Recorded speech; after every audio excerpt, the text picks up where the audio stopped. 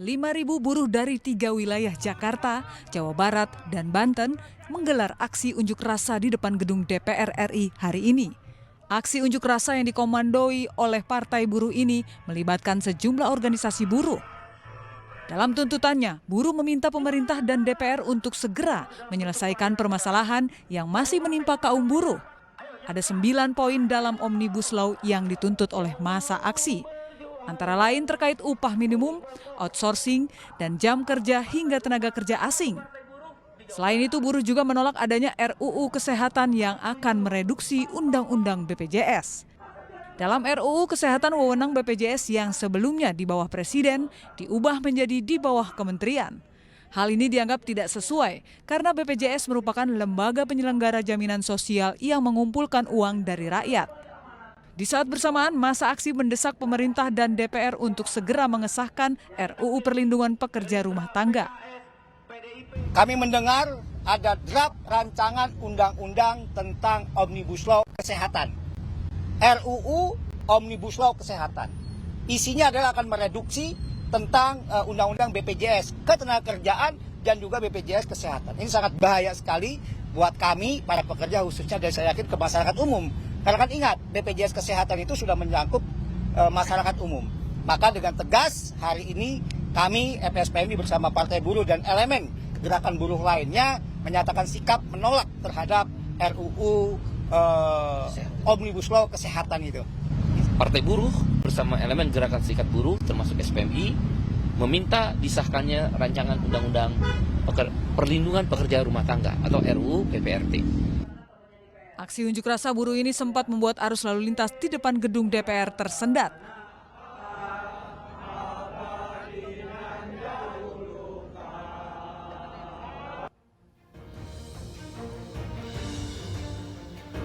Selamat malam, apa kabar pemirsa? Unjuk rasa ribuan buruh di depan gedung DPR MPR menolak RUU Kesehatan menjadi pembuka jumpa kita di iNews Prime. Sementara ribuan orang meninggal akibat gempa magnitudo 7,8 yang mengguncang Turki dan Suriah. 3 orang WNI dilaporkan menjadi korban luka. Saya Abraham Silaban, Anda menyaksikan iNews Prime.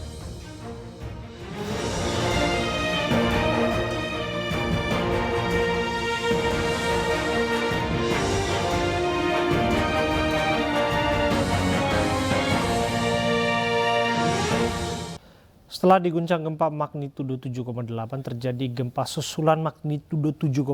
Untuk mengetahui kondisi saat ini di Turki, kita sudah bergabung bersama dengan mahasiswa Indonesia yang ada di Adana, Turki, Winda Trimelia Utami.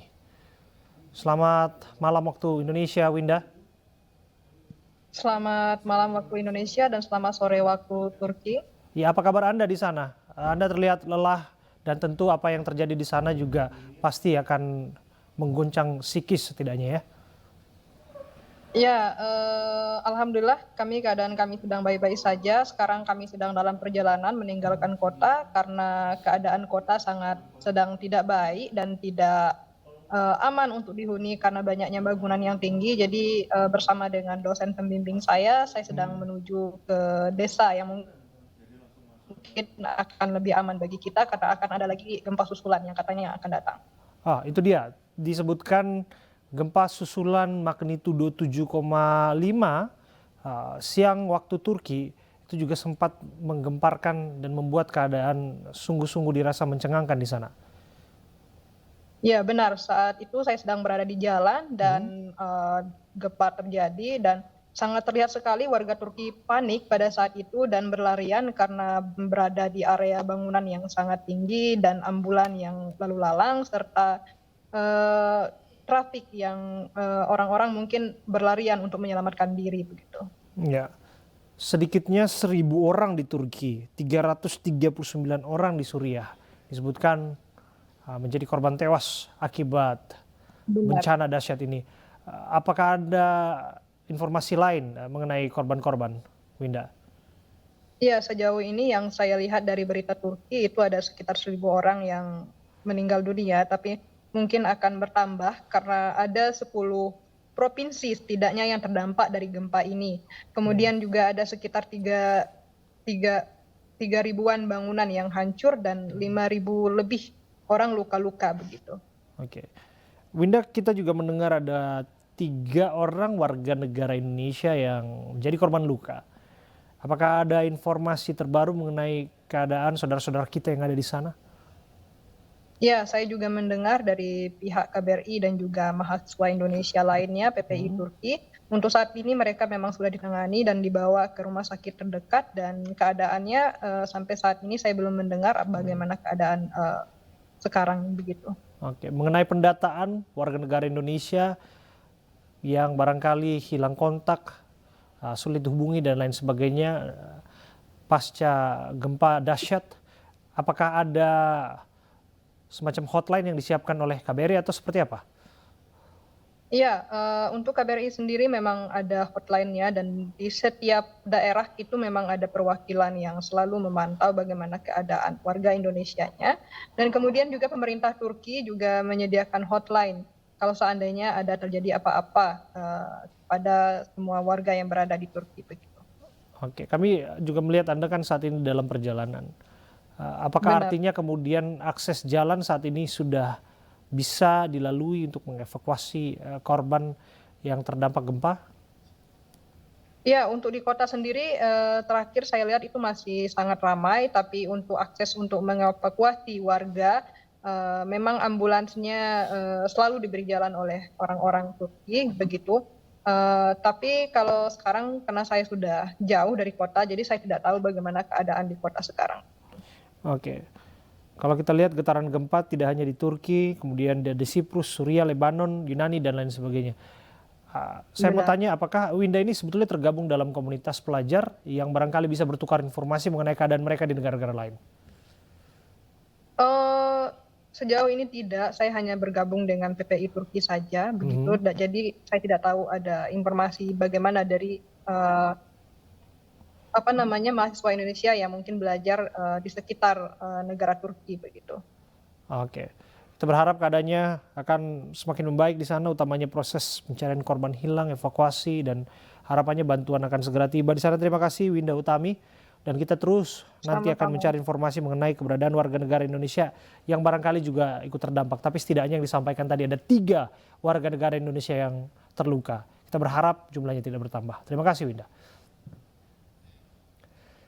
Pemirsa, seorang remaja tewas dalam kebakaran yang menimpa sebuah rumah di kawasan Lembang, Kabupaten Pindrang, Sulawesi Selatan. Diduga kebakaran terjadi akibat korsleting listrik.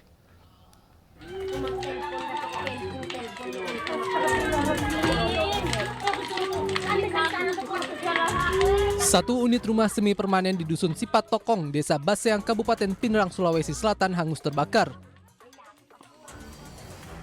Dalam peristiwa ini, seorang penghuni rumah, remaja berkebutuhan khusus berusia 15 tahun tewas terbakar.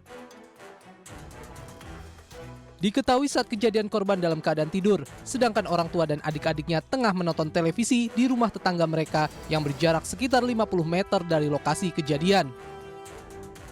Anak tersebut mau tidur. Jadi seluruh karena di dalam rumah 4 saudaranya, jadi orang tua dan bapaknya pergi menonton televisi.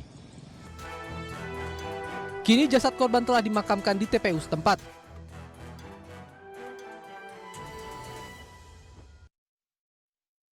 Seorang remaja 17 tahun di Tebo, Jambi nekat membakar habis rumah orang tuanya. Pelaku kesal karena tidak diberikan uang untuk menikahi kasihnya.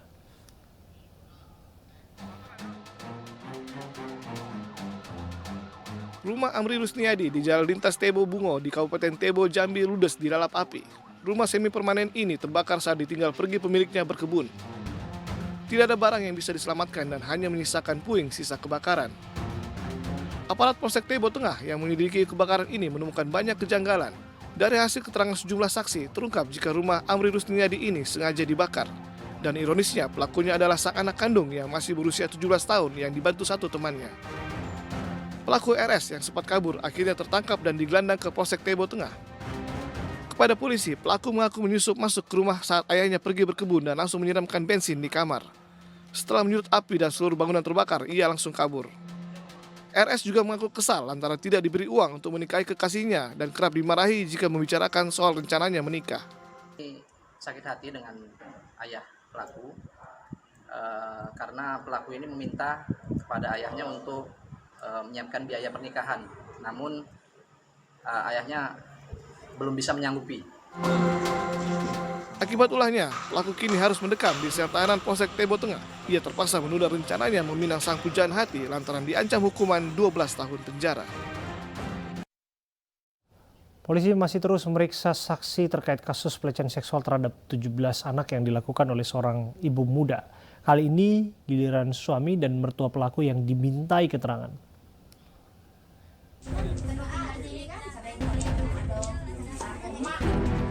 Anggota Perlindungan Perempuan dan Anak di Treskrimum Polda Jambi memeriksa suami pelaku pelecehan seksual terhadap anak yang merupakan seorang ibu rumah tangga.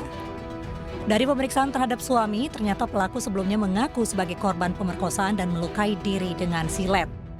Ibu satu anak yang diduga memiliki seks menyimpang ini juga nekat mengancam akan menganiaya dan membunuh anaknya jika suami tidak melayani nafsu seksualnya. Polisi berencana akan melakukan tes kejiwaan terhadap pelaku di rumah sakit jiwa. Dari hasil pemeriksaan kami temukan keterangan baru tentang perilaku kepribadian dan juga mungkin nanti akan didukung dengan hasil pemeriksaan kejiwaan bahwa ada perilaku yang dianggap menyimpang. Sementara itu, Senin pagi, 6 dari belasan korban pelecehan seksual menjalani pemeriksaan psikologis dan konseling didampingi orang tua mereka. Setelah resmi ditetapkan sebagai tersangka, kini ibu muda diamankan di rutan Polda Jambi. Dari Jambi, Adrianus Susandra, iNews melaporkan. Setelah menemukan ketidaksesuaian pada administrasi dan prosedur, Polda Metro Jaya akhirnya mencabut status Hasya Atala, mahasiswa Universitas Indonesia yang menjadi tersangka setelah terlibat kecelakaan yang menyebabkan Hasya meninggal dunia.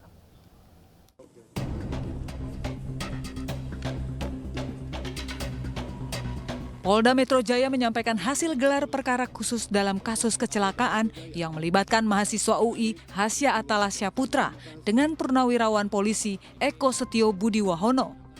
Ada 2 rekomendasi dalam gelar perkara, salah satunya mencabut status tersangka Hasya. Dalam laporan hasil gelar perkara Kabid Humas Polda Metro Jaya menyebutkan terdapat ketidaksesuaian pada administrasi prosedur sebagaimana yang telah diatur dalam peraturan Kapolri. Menindaklanjuti pencabutan status tersangka Hasya, Polda Metro Jaya juga memulihkan nama baik Hasya yang sempat ditetapkan sebagai tersangka. Mencabut surat ketetapan status almarhum dengan produk surat ketetapan tentang pencabutan status tersangka. Berdasarkan peraturan Kaba nomor 1 tahun 2022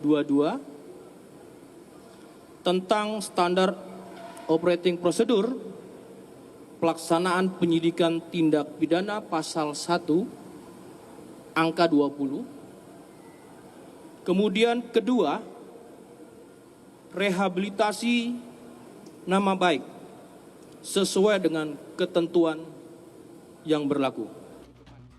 Polda Metro Jaya juga melakukan evaluasi mendalam untuk terus memperbaiki implementasi prosedur di lapangan dan Polda Metro Jaya selalu berkomitmen untuk tetap menjadi institusi yang profesional, objektif, dan humanis.